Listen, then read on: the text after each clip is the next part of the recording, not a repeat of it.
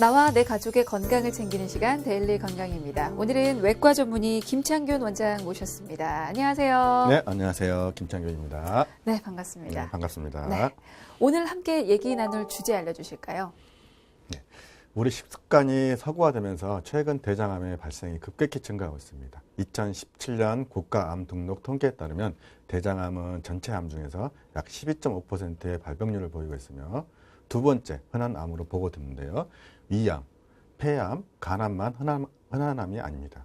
그래서 오늘은 대장암의 씨앗으로 불리는 대장용종에 대해서 알아보는 시간 갖겠습니다. 네. 요즘은 위암 증가세는 다소 주춤해졌다고 하는데요. 대장암은 급등 추세를 보이고 있다고 합니다. 자, 오늘은 이 대장암의 씨앗이라고 불리는 대장용종에 대해서 살펴보겠습니다. 자, 먼저 대장용종에 대해서 정확히 어떤 의미인지부터 좀 여쭤볼게요. 일종의 이게 혹 같은 거라고 생각을 하면 되겠습니까? 대장용종이라고 하는 것은 대장 점막에 생기는 혹을 대장용종이라고 합니다. 용종이라고 하는 것은 점막의 일부가 주위 점막 표면보다 돌출되어서 마치 혹처럼 융기된 것을 용종이라고 하고요. 즉 점막 표면의 돌기 또는 융기를 용종이라고 간단히 말할 수 있습니다. 네, 그러니까 대장에 생긴 혹을 대장용종이라고 하는 건데 사실 용종은 대장 말고 다른 곳에도 생길 수가 있잖아요. 어느 부위에 생길 수가 있나요? 네. 용종은 우리 몸에 있는 점막에 있는 모든 부위에는 다 용종이 생길 수가 있습니다. 아까 점막에 돌출된 부분을 용종이라 했기 때문에 네. 그래서 이제 가장 많은 부위에는 주로 소화기관에 많이 발생을 합니다. 구강, 식도, 위, 십이지장, 소장, 대장, 직장에 많이 생기고요. 담낭에도 잘 생길 수가 있고 심하게는 담도에도 생길 수가 있고 췌장에도 생길 수가 있습니다. 아, 생각보다 정말 많은 곳에서 생길 수가 있는데 그러면 그 많은 부위 중에서도 대장용종이 발생할 확률은 어느 정도나 됩니까? 대장의 경우에는 대장 자체가 길 뿐더러 용종 발견률이 굉장히 높습니다. 발생률도 굉장히 높고 네. 더욱 중요한 것은 대장암의 약 90% 이상은 용종의 단계를 거쳐서 발생하므로 용종을 발견해서 제거하는 것이 대장암 예방에 가장 좋은 방법입니다. 네, 알겠습니다. 사실 앞서서도 잠깐 언급을 해주셨는데 모든 대장용종이 다 치료가 필요한 건 아니잖아요. 이제 때로는 그냥 추적 관찰만 필요한 그런 대장용종도 있는데 그걸 이제 종류별로 나눠서 저희가 좀 더 자세하게 살펴보도록 하겠습니다. 대장용종 이거는 어떻게 좀 나눌 수가 있을까요? 먼저 선종이 있습니다. 선종은 이제 관상 선종이 있고 육모상 선종이 있고 관상 육모상 선종이 있고 네. 톱니 모양 선종이라고 말하는 거치상 용종이 있고 그 혹이 없는 무경성 톱니 모양 선종을 분류하는데요. 시간이 지나면 암으로 발생할 가능성이 높은 용종입니다. 이 선종은. 그런데 눈으로 보기에는 이게 암으로 발전할지 안 발전할지 알 수가 없기 때문에 네. 작은 용종이라도 사실은 발견되면 제거하는 것이 좋습니다. 아, 그러니까 선종성 용종은 나중에 암으로 발전할 수가 있기 때문에 이게 크기가 작아도 그러면 제거하는 게 원칙입니까? 아니면 좀 더 두고 볼 수도 있는 겁니까? 선종이 암으로 발전하는데 걸리는 시간은 영구적으로는 통상 한 10년 정도라고는 하지만 크기라든가 조직학적 분화도에 따라서는 암으로 진행되는 데 걸리는 시간이 훨씬 짧아질 수가 있고 특히나 젊은 나이에 생겼을 경우에는 이 남들보다 더 빨리 진행하는 걸로 되어 있기 때문에 제거하는 것이 발견되면 원칙입니다. 네. 특히나 이제 무경성 톱니 모양 선종은 증식성 용종과 구별도 어려워요. 네. 비슷하게 생겼고 모양도 평평하고 색깔도 투명하고 그래서 발견하기도 굉장히 어렵습니다. 그래서 발견되면 될수록 발견되면 바로 그냥 제거하는 게 원칙입니다. 그러니까 선종성 용종은 어쨌거나 세월이 흐르면 암이 될 가능성이 높기 때문에 바로 제거하는 게 좋겠군요. 알겠습니다. 자, 그리고 말씀 중에 증식성 용종이 나왔는데요. 이거는 선종성 용종과는 어떻게 다른 겁니까? 증식성 용종은 과형성 용종이라고 부르고요. 조직학적으로는 암으로 발전하지 않는 경우가 대부분이어서 네. 용종이 작은 경우 선종과 구별이 어렵거나 크기가 큰 경우 무경성 톱니 모양 선종과 구별이 어려울 때 이럴 경우에는 제거를 하지만 특히 대장의 근위부에는 무경성 톱니 모양 선종이 많고 네. 그래서 S결장 이상에서는 조직 검사를 위해서도 혹시나 이게 무경성 톱니 모양 선종이 아닐까 해서 제거하는 경우가 많습니다. 네. 그러나 이제 직장인 경우에는 틀립니다. 증식성 용종이 많고 대부분은 작은 용종이기 때문에 제거하지 않고 추적 관찰만 하는 경우가 많습니다. 그러니까 증식성 용종은 이게 발생하는 부위에 따라서 제거 시기가 또 달라지게 되는군요. 네, 그렇죠. 그러면 좀 더 이게 추적 관찰을 하는 경우는 그 발생하는 부위에 따라서 달라지는 겁니까? 크기나 뭐 개수에 따라서가 아니고? 그렇죠. 부위에 따라서 아까 말씀드렸던 네. 직장에서 증식성 용종으로 보인다. 그렇죠. 그러면 이런 경우는 제거하지 않고 지켜보는 경우도 있습니다. 알겠습니다. 자, 이렇게 대장 용종의 종류 살펴보고 있는데요. 먼저 선종과 증식성 용종에 대해서 살펴봤습니다. 자, 또 어떤 용종이 더 있습니까? 또 용종은 염증성 용종이 있습니다. 말 그대로 염증에 의해서 생성된 용종이고요. 네. 염증성 용종은 대장에 이제 장결핵이 있거나 이제 궤양성 대장염 또는 크론병 등의 같은 염증이 발생하면서 치유되면서 점막이 돌출됨으로 암으로 발전하지 않습니다. 이거. 염증성 용종은 암이 되지 않은 용종이다. 암이 되지 않는 용종은 이것뿐입니까? 아니면 더 있습니까?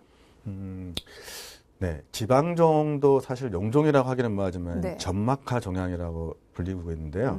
용종이랑 거의 비슷하게 보이기 때문에 지방종도 이제 여기 카테고리에 넣으면 네네. 지방종도 대장에서 흔히 발견되는 것 중에 하나입니다. 점막 밑에 지방층이 침착되어서 보이는 노랗게 보이는 거고요. 빈도도 많고 자주 보게 됩니다. 이런 경우 포색 같은 거 눌러보면 물렁물렁하고 표면도 매끄럽고 이건 암으로 발전하지 않습니다. 지방종 역시 그러니까 지방종과 염증성 용종은 혹이 암으로 발전하지 않는 뭐 비교적 안전하다고 좀 설명을 해도 되겠군요. 자, 그런 혹입니다. 자, 그렇다면 반대로 너무나 치명적으로 위험해서 발견 즉시 제거해야 하는 용종도 있습니까? 아까 선종은 무조건 제거하는 게 원칙이지만 네. 또 한 가지는 이것도 전에는 유암종이라고 불렀습니다. 신경 내분비 종양이 있는데요. 이것도 용종이라기보다 점막하 종양입니다. 점막 밑에서 발견되는 건데요. 네네. 그래서 기원하는 거고 이 유암종은 크기가 커지면 다른 장기로 전이가 됩니다. 그래서 악성 종양이라고 할 수가 있습니다. 그래서 직장에서 발견되는 경우가 가장 많고 발견되면 반드시 원칙적으로 제거하는 게 맞습니다. 그렇군요. 꼭 제거해야 하는 용종의 종류가 유암종입니다.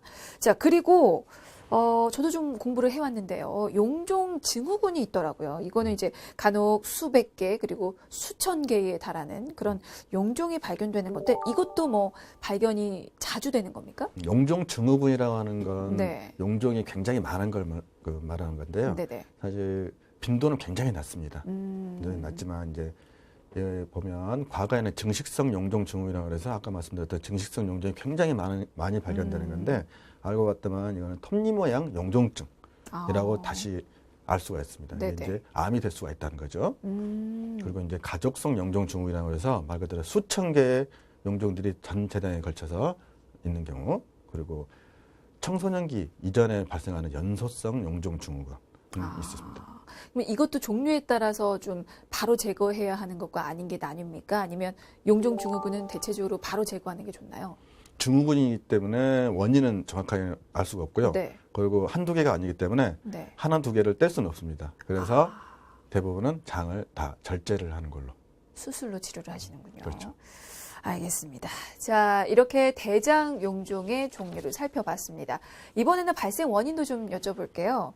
자, 대장 용종이 왜 생기는지 그 원인 좀 하나하나 짚어주시죠. 대장 용종과 대장암의 발병 원인은 거의 비슷하다고 볼 수가 있는데요. 네. 유전적인 원인과 환경적인 요인이 작용하여 생기는 것으로 알려져 있습니다.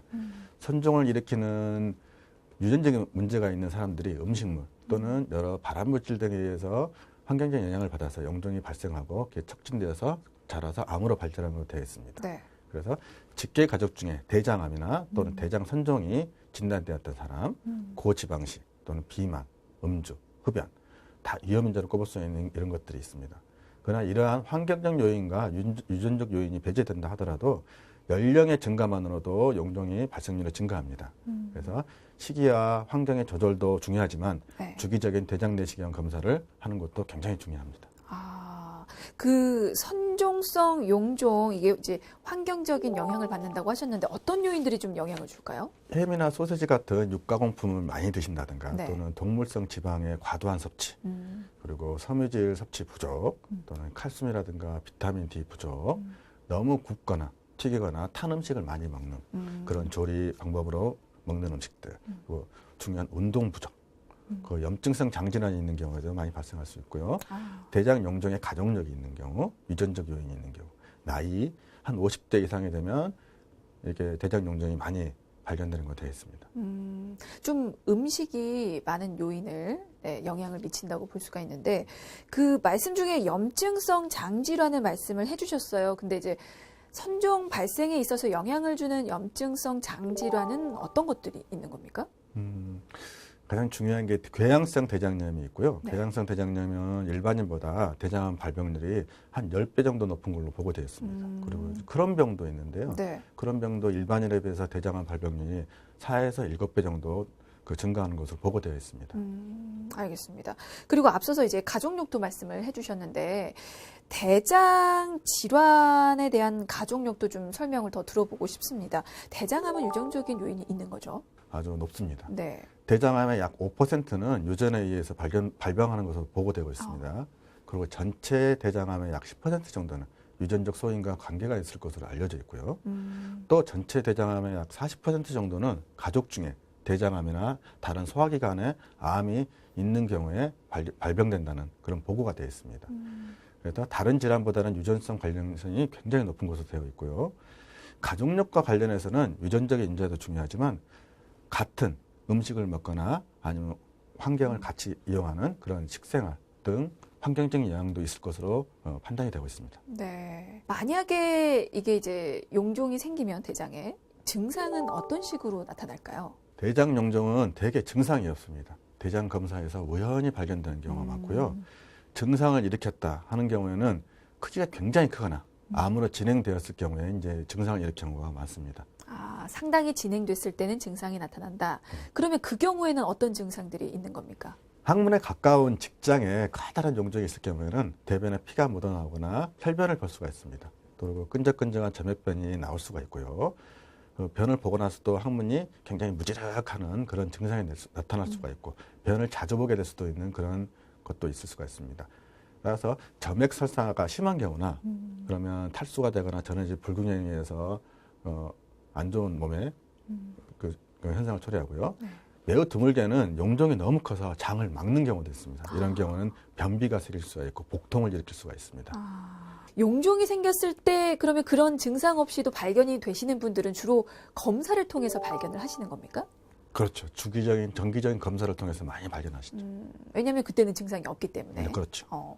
그러면 이제 대장 내시경 검사가 굉장히 중요하다는 얘기인데요. 그 대장 내시경 검사에 대해서도 좀 더 자세하게 설명을 해주실까요? 어떤 검사인지. 대장 내시경 검사를 하기 위해서는 이제 검사 3일 전부터 씨 있는 과일이라든가 현미라든가 그런 소화되지 않는 잡곡 그리고 섬유질이 많은 것들을 피하면서 식이 조절을 하고 나서 네. 그 검사 전에 대장 장 정결제라고 그래서 관장을 하게 됩니다. 그래서 관장을 하고 나서 이제 대장 내시경을 하게 되는데요. 대장 내시경은 작은 용종도 발견할 수가 있고 발견되자마자 제거할 수 있는 가장 유용한 방법이고 그 용종을 제거하면서 암 예방을 할 수 있는 가장 훌륭한 방법 중에 하나입니다. 아, 그러니까 대장 내시경의 정확도가 가장 높다라는 말씀이신 거고 대장 내시경 검사를 하면서 제거까지 할 수 있다라는 말씀이시죠. 네. 그러면 용종 제거는 어떻게 하는지 그 과정도 좀 알려주실까요?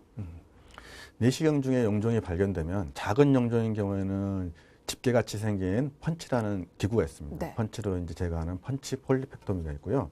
용종이 조금 더 크거나 그랬을 경우는 올가미라고 하는 스네어가 있습니다. 그 스네어로 제거하는 스네어 폴리펙토미가 있습니다. 그 크기가 조금 더 크거나 너무 납작해서 올가미를 걸기 힘들다. 그런 경우는 용종 하부 점막에 약물을 주입해서 용종을 융기를 시킵니다. 네. 그러고 나서 올가미로 절제하는 내시경 점막 절제술 EMR이라고 하는 방법이 있고요. 크기가 더 크거나 그리고 너무 넓어서 도저히 올가미로는 안 되겠다 싶은 경우에는 용종 하부 점막에 약물을 주입해서 직접 전기로 소작하면서 시술하는 포 뜨듯이 이렇게 얇게 뜨서 하는 내시경적 점막하 박리술이라는 ESD라는 방법이 있습니다. 혹시 그 치료받은 후에 생길 수 있는 부작용은 어떤 게 있을까요? 용종이 큰 경우에는 그 지혈을 시켰다만 다시 출혈이 생기는 경우가 있고 그리고 아까 ESD라든가 EMR 같은 경우에 용종을 넓게 제거하기 때문에 네. 떼고 난 그 부위가 굉장히 얇아집니다. 네네. 그래서 나중에 미세천공이 생기는 경우도 있고 거기 염증이 생기는 경우도 있는데 이런 경우 다 드뭅니다. 자, 대장 내시경이 이렇게 대장 용종 나아가서는 대장암을 예방하기 위해서 정말 최선의 방법일 것 같은데 뭐 그 중요성에 대해서는 언급을 해 주셨으니까 제가 여쭤보고 싶은 건 그러면 보통 언제쯤 대장 내시경 검사를 받는 게 좋은 건지 그 시기도 좀 알려주셨으면 좋겠어요. 통상적으로 40세 최초 검사를 하라고 되어 있습니다. 그래서 하게 되는데 보통 30대에서도 용종이 발견되는 경우가 굉장히 많습니다. 한 네. 3분의 1에서는 발견되는 경우가 있기 때문에 30대라도 검사를 받아보는 것이 가장 좋고요. 물론 50대 이상부터는 반드시 다 해야 되고요. 그러니까 40대부터는 기본적으로 받는 게 좋겠군요. 네.